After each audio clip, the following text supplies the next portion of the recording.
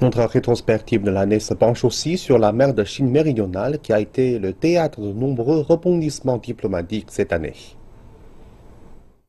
La Chine est en colère. 对于这样一个程序和法律适用牵强附会、证据和事实认定漏洞百出的仲裁案，中国人民根本不会接受，国际上一切主持公道人们也都不会认同。 Ce qui est inacceptable, c'est le verdict de la Cour permanente d'arbitrage de La Haye du 12 juillet 2016. Les Philippines, avec le soutien des États-Unis, ont saisi en 2013 le tribunal de La Haye sur la question de la souveraineté de la Chine en mer de Chine méridionale. Une souveraineté délimitée par la ligne en 9 traits rendue publique en 1947. La Chine réfute la compétence du tribunal sur cette question. Elle affirme que sa souveraineté sur ces territoires est ancienne et s'appuie pour cela sur de nombreuses archives internationales. Vu de Beijing, cette démarche des Philippines viole le principe de règlement des différends défini par la Chine et l'ASEAN, dont font partie les Philippines. Ce principe est la déclaration sur la conduite des parties en mer de Chine méridionale, conclue en 2002. Elle fait des négociations et des consultations le moyen de régler les différends. 中国政府始终坚持通过谈判协商解决与邻国的领土争议和海洋权益、管辖权的争议。 Washington est venu appuyer Manille. De nombreux pays ont apporté leur soutien à la position chinoise. We support peaceful settlement of disputes, and that there should be peaceful negotiations with China and the Philippines.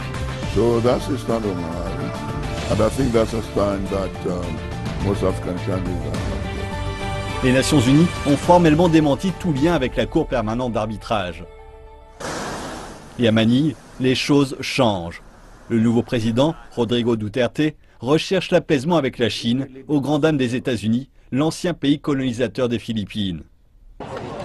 Le 24 juillet, l'ASEAN se penche sur cette affaire et lance un appel au respect du code de conduite de 2002.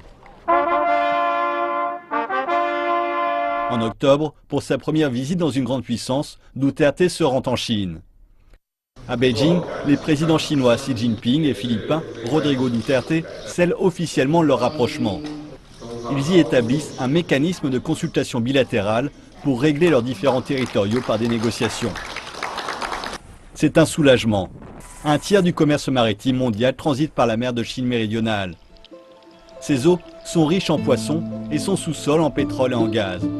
Outre la Chine, elle est bordée par 6 autres pays qui ont presque tous des revendications territoriales concurrentes.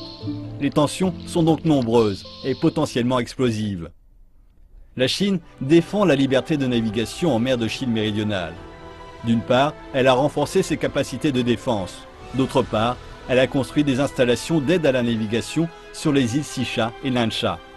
Son objectif, préserver et faciliter la navigation dans ces eaux vitales pour les pays de la région.